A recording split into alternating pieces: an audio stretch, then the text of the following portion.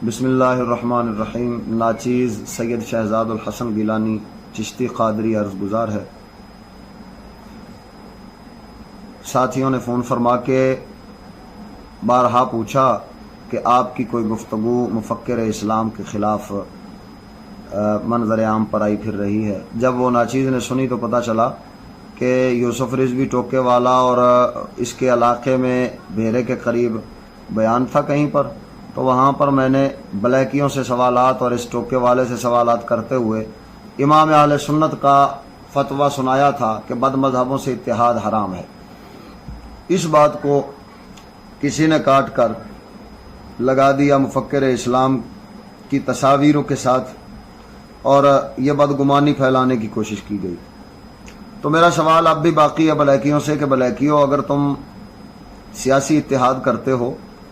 تو اپنے مذہب کا دفاع کیسے کرو گے جب ان کے خلاف تم بولو گے نہیں؟ اور یہی سوال میں پوچھنا چاہتا ہوں صاحبزادے سے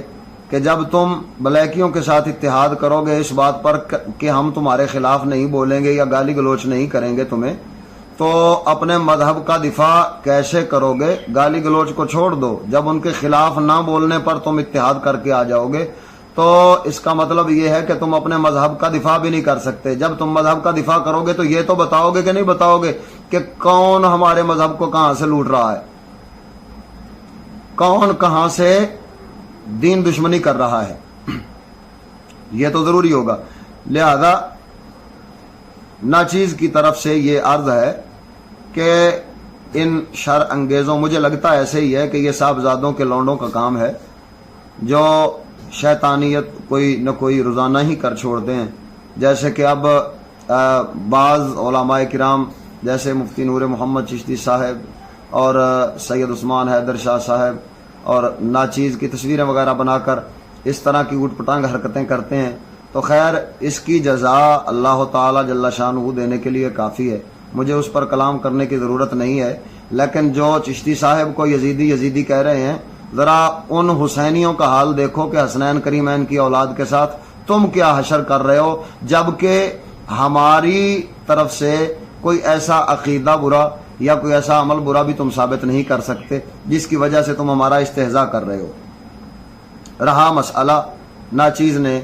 ایسی کوئی بات نہیں کی، نہ ہی استاد صاحب قبلہ نے کوئی بد مذہبوں سے اتحاد کیا۔ یہ صرف وہ بات تھی کہ استاد صاحب قبلہ ظالموں کے شر سے بچنے کے لیے اور اپنے ساتھیوں کو ان کی قید سے چھڑانے کے لیے ملاقاتیں فرما رہے تھے، تو حکومت والوں نے کہا جی ہم قرآن بورڈ والوں سے تمہاری ملاقات کرواتے ہیں۔ آپ اپنی طرف سے دلائل پیش کرنے کے لیے تشریف لے کر گئے تھے، تو دلائل پیش کرنا اور اپنا موقف پیش کرنا مخالفین کے سامنے یہ علماء حقانی ربانی کا طریقہ رہا ہے، چاہے وہ کوئی بد مذہب ہو یا کوئی حکومتی بد مذہب ہو۔ ہر صورت میں اپنے دلائل اور اپنا مذہب حق وہ پیش کرنا ہمارے لیے ضروری ہوتا ہے۔ تو اب صاحبزادہ صاحب جو اتحاد کی باتیں کر رہے ہیں اور اس کو قیاس کر رہے ہیں استاد صاحب قبلہ کی ملاقات پر، تو میں پوچھنا چاہتا ہوں کیا سادھو جس کے ساتھ آپ ملاقات کرنا چاہ رہے ہیں وہ حکومت کا بندہ ہے یا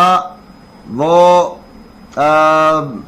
آپ کو لگتا ہے کہ کیا وہ واقعی ظالم ہے؟ اگر ظالم ہے تو اس کے لیے آپ پر ظلم کر رہے ہیں، تو تب آپ جا کے ملاقات کرنا چاہتے ہیں کہ چلیں جی ہم ملاقات کرتے ہیں اور ان کے ساتھ صلح کرتے ہیں یا ان کے ساتھ کوئی بات معاہدہ طے کرتے ہیں تاکہ وہ ہم پر ظلم بند کر دیں۔ تو مجھے بتائیے کہ ایک ظالم جس کو آپ ظالم سمجھ رہے ہیں تو اس کے ساتھ پھر اس کے لیے الفاظ القابات اور اس کے لیے جناب عزت کے الفاظ اور علامہ فلاں فلاں، اور یہ علامہ شرعی ہے یا عرفی ہے یہ بھی ذرا بتا دیجئے، نہ کیونکہ نہ وہ شرعی ہے نہ عرفی ہے۔ لہذا آپ کے یہ الفاظ بتا رہے ہیں کہ آپ اپنے والد ماجد رحمہ اللہ کے راستے پر نہیں ہیں، کیونکہ آپ سے ہزاروں نے سنا کہ جس کے ساتھ آپ ملاقات کر رہے ہیں بلیکیوں کے بڑے سے، اس سے پہلے جو ان کا بڑا تھا اس کا بھی بڑا تھا، تو اس کے لیے آپ کیا الفاظ استعمال فرماتے تھے، اور یہ فرمایا کرتے تھے کہ میں نے اپنی زندگی میں ان سے بڑا کوئی دین دشمن نہیں دیکھا۔ لہذا اب تو آپ کے پاس بیٹھنے والے لونڈوں کو بھی یہ سمجھ آ جانی چاہیے کہ آپ اپنے باپ نے جو دین، آپ کے والد گرامی نے جو دین پیش فرمایا تھا، آپ اس پر قائم نہیں ہیں. تو اللہ تعالی جل شانہ ناچیز کو حق پر قائم رکھے، ہدایت کاملہ والی زندگی اور ایمان کامل والی موت عطا فرمائے.